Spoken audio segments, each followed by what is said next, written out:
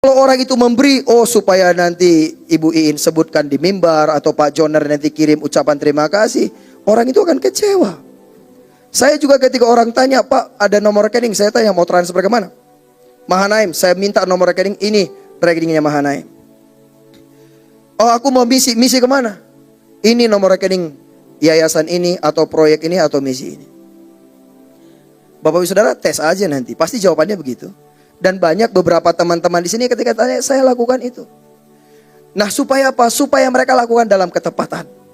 Bahkan beberapa orang, saya berkata mau menabur, mau ikut gak sekalian? Mau ikut. Kalau gitu dananya atur sendiri juga. Kita nggak usah pegang. Nah dengan demikian mereka bisa lebih all out. Nah jadi Bapak Ibu Saudara, bahkan banyak ini teman-teman ini mau berangkat. Aku pengen berangkat, tapi kok gue nggak dikirim-kirim sih? Bapak Ibu Saudara sederhana sebenarnya. Kalau pertama-tama taruh dalam hati kita, Tuhan adalah sebuah kehormatan kalau saya diberi kesempatan dan kepercayaan. Ini proyeknya Tuhan, bukan proyeknya Ibu Iin, bukan proyeknya Mahanaim, Bapak Ibu Saudara.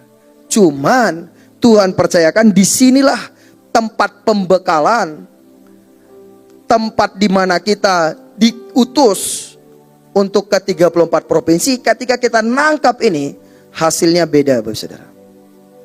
Beda banget. Nah jadi saya berdoa kita mengerti proyek Tuhan di nilai Tuhan. Jadi apa yang kita lakukan, setiap kali mau pergi saya hitung apa yang mau dikerjakan, berapa lama akan di sana, berapa orang akan pergi, apa saya yang dilakukan, biayanya berapa, berapa jiwa yang diharapkan dijangkau, berapa murid akan dihasilkan, dampaknya nanti apa, follow up-nya seperti apa. Dan setiap mereka yang bergabung, saya akan save nomornya.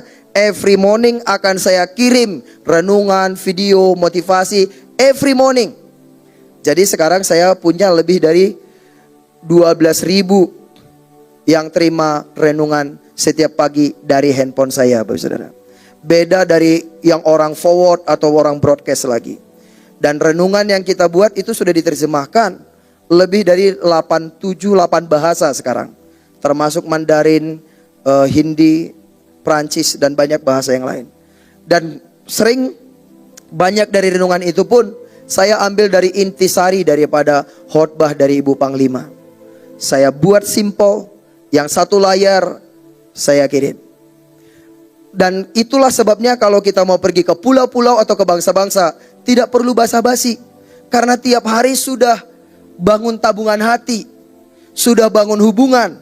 Jadi sudah ceritakan kepada mereka. Jadi sebelum pergi pun saya berkata proyek kali ini saya jelaskan seperti ini. Ekspektasi kami adalah poinnya seperti ini, seperti ini. Yang akan kami lakukan ini poinnya 1, 2, 3, 4, 5. Yang kami harapkan dari kalian 1, 2, 3, 4, 5. Dan kemudian mereka sering bertanya, dananya dari mana? Untuk pertama dan kedua biasanya saya sering berkata, kami bayar semuanya.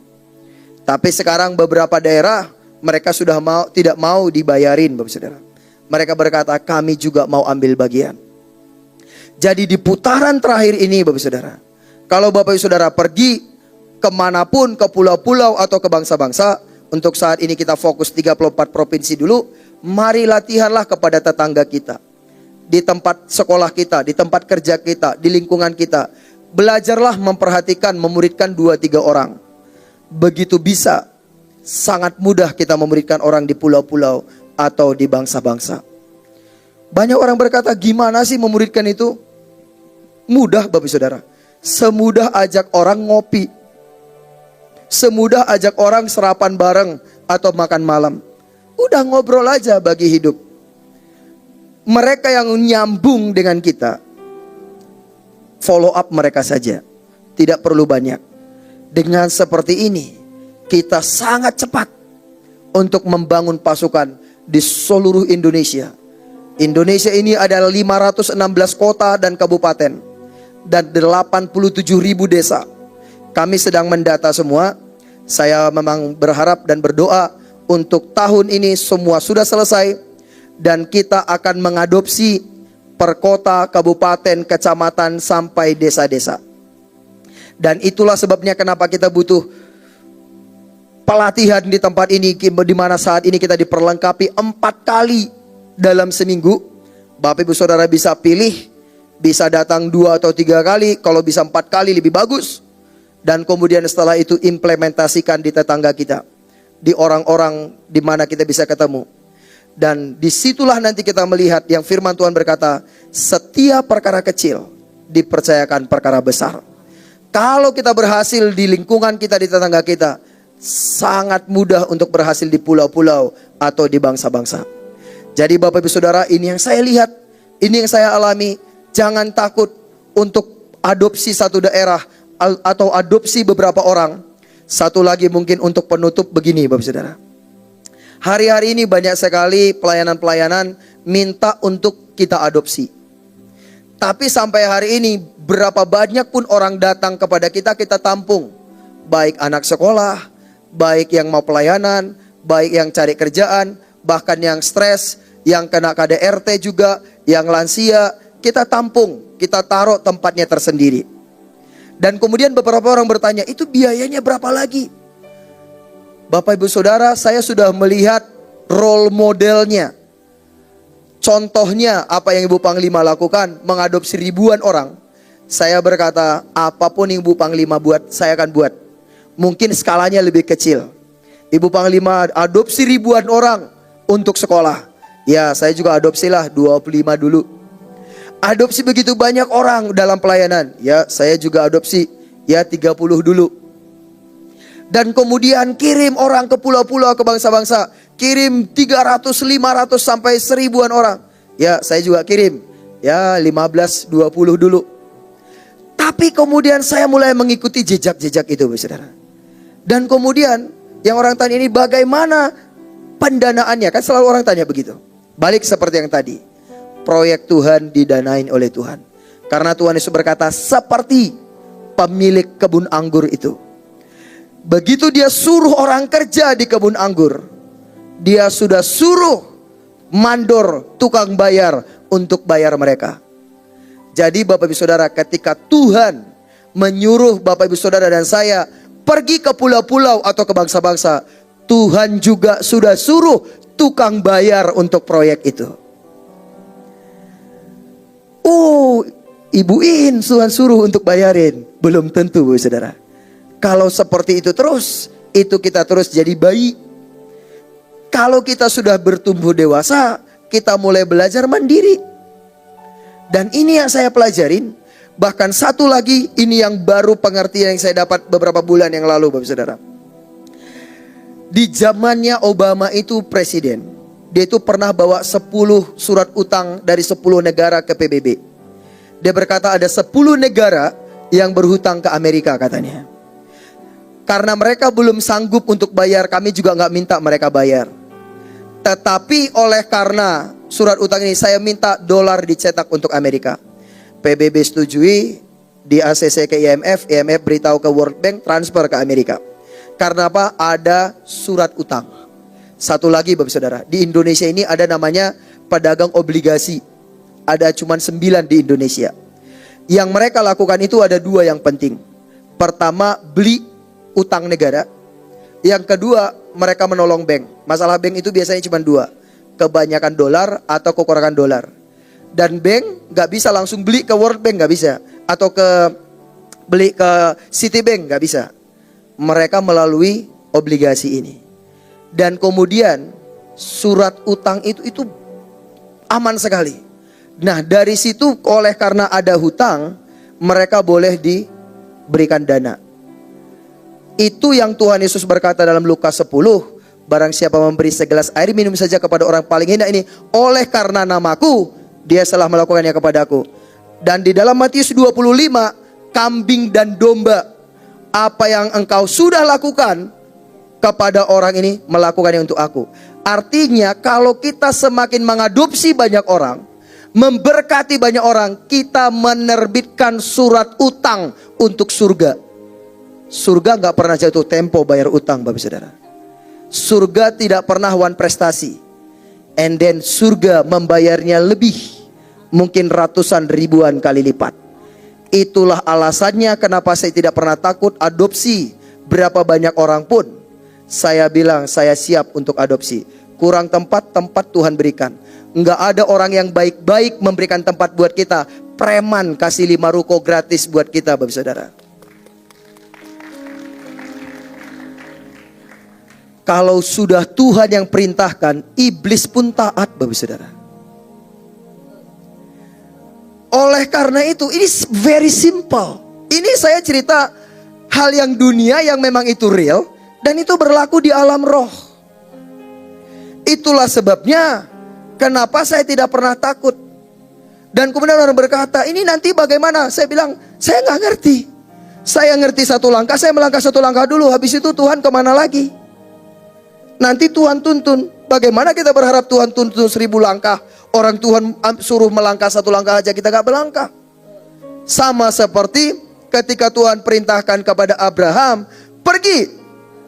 Dia pergi aja, tahu kemana? Nggak tahu. Makanya dia lama di padang Haran sampai Tuhan tuntun lagi. Tapi suruh pergi, pergi dulu. Saya berapa kali pergi keluar pulau, keluar negeri, nggak ada kontak, Bapak Saudara, nggak ada visa, nggak ada kenalan, tapi banyak KKR. Loh kok bisa? It's not about me, it's all about you. Kita kan sering nyanyi kan? It's all about you, but when we don't know, we just want. Kita berkata Tuhan, it's all about you, ini semua tentang engkau. Tapi begitu kita belum mengerti, kita juga nggak jalan. Hanya kita mau melangkah sebatas pengertian kita. Tapi kita bilang, it's all about Jesus. Nah ini nggak sinkron, Bapak Saudara. Saya melihat teladan contoh yang panglima, para pemimpin di sini berikan. Itu sinkron. Dan itu saya adopsi dalam hidup saya.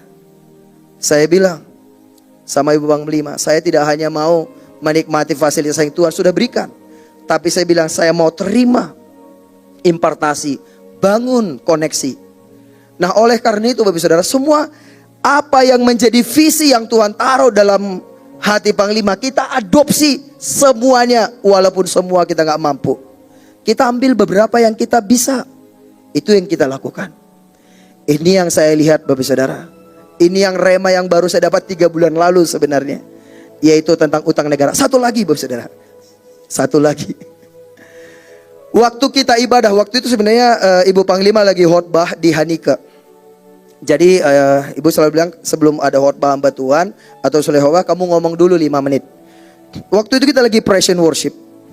Tiba-tiba Tuhan dalam hati saya itu, padahal ini kita waktu itu lagi tidak mau mission, tapi tiba-tiba dalam ketika penyembahan itu Tuhan taruh dalam hati saya, kamu tahu nggak APBD Indonesia berapa? Ya nggak tahu, langsung saya keluarkan handphone, saya search. Ternyata APBD Indonesia itu 2000 T. Dan APBD DKI Jakarta 100 T. APBD Tanah Karo 1,3 T per tahun. Saya pelajari semua APBD tiap kota, kabupaten, dan negara. Dan bahkan juga saya pelajarin anggaran belanja alutista, anggaran TNI, Polri, saya belajar. Itu ada semua kok. Tiba-tiba Tuhan ngomong dalam hati saya begini, APBD surga untuk tiap negara kamu tahu nggak berapa? Saya bilang, iya ya. Tiap negara, tiap kota, tiap kabupaten punya APBD. Bapak Saudara tahu nggak bocoran APBD surga untuk Jawa Barat, untuk Indonesia, untuk provinsi pulau-pulau yang Bapak Saudara pergi? Karena itu sekarang untuk proyek-proyek di Indonesia ini, semua orang berebut untuk dapatkan proyek, bangun jembatan, bangun pelabuhan, bangun bandara, betul? Kenapa mereka berebut untuk dapatkan proyek? Karena itu meluncur dari APBD. Dan begitu mereka dapat proyek, mereka dapat keuntungan besar. Walaupun sekarang ada peraturan baru, pemerintah buat banyak proyek, jalan tol, pelabuhan, bandara, segala macam. Terus pemerintah berkata, yang menang tender bangun sendiri. Itu yang sekarang Bapak Saudara. Itulah sebenarnya pembangunan masif di Indonesia, karena nggak menunggu APBD turun. Boleh bangun sendiri, cari sendiri investornya. Sebenarnya itulah di putaran terakhir Bapak Saudara. Surga itu lagi sale atau promo atau obral proyek untuk seluruh Indonesia, bahkan seluruh bumi. Ada proyek bangun pasukan, ada proyek KKR, ada proyek penginjilan, ada proyek pemuritan. Siapa yang mau adopsi? Ambil. Begitu kita siapkan, hadapkan ke Tuhan. Ini proyek yang aku dapat, ini proposal kerjanya Tuhan. begitu dalam ketepatan APBD surga cair, Bapak Saudara. Amin, Bapak Saudara. Kira-kira bisa dimengerti nggak? Atau bisa ya? Nggak terlalu. Ya, ini saya mencoba untuk menyederhanakan. Ini yang saya taruh dalam hati dan pikiran saya, dan saya praktekkan dan lumayan. Yang terakhir satu lagi, Bapak Saudara. Kemarin itu kita bagi ada satu produk baru yang sangat menolong untuk tenggorokan, khususnya kalau ada yang kena virus, Bapak Saudara. Dan ini kesaksiannya udah ribuan. Dan kemudian kita nggak jual kemarin, kita bagi-bagi. Karena memang dari perusahaan masih seperti itu. Sudah lebih 35.000, ya dibagikan. Enggak usah. Karena memang nanti baru September pertengahan baru nanti bisa dijual. Bapak Ibu Saudara, yang saya mau cerita adalah begini. Ketika ini dibagi-bagi dan kesaksian sudah begitu banyak, itu setidaknya ada 4-5 investor, mereka berkata, butuh investasi berapa? Ada yang bilang, aku order 100.000 botol. Ada yang 20.000 botol, 1.000 botol, 10.000 botol, 2.000 botol. Semua orang ribuan botol, Bapak Saudara. Terus saya ketemu sama yang punya, anak Tuhan juga. Saya bilang, Pak, ini banyak investor. Dia bilang, gak bisa, ini terlalu banyak orang mau invest. Orang itu, Bapak Saudara, udah gak bisa terima investor. Terlalu banyak yang mau invest. Karena apa? Yang dia lakukan itu sesuai dengan kebutuhan dan bermanfaat. Bukankah sama halnya di dalam proyek kerajaan surga? Kita ini yang kita sedang lakukan ini proyek untuk kehidupan kekal. Kita ini lagi berlomba bagaimana membuat orang-orang supaya mereka tidak binasa selama-lamanya. Kita harus bawa mereka dalam kehidupan. Kita harus training mereka mengerti kehendak Tuhan, mengerti akhir zaman, mengerti panggilan dan destiny mereka. Mereka harus jadi murid. Karena itu ada beberapa hal yang kita lakukan, training, latihan dan semua. Kalau kita lakukan dalam ketepatan, seperti yang Tuhan mau. Sama seperti hal yang terjadi di dunia ini. Orang jor-joran mau ambil bagian. Maka dalam kerajaan surga lebih dahsyat lagi. Dan itu yang teladan yang saya lihat apa yang Ibu Panglima lakukan. Sudah 22 tahun ini, walaupun saya baru bergabung 12 tahun lebih. Tapi itu saya lihat dan itu yang saya coba lakukan. Sama seperti Bapak Ibu Saudara yang ada di tempat ini, mari kita boleh sama-sama melakukannya. Terima kasih, Tuhan memberkati.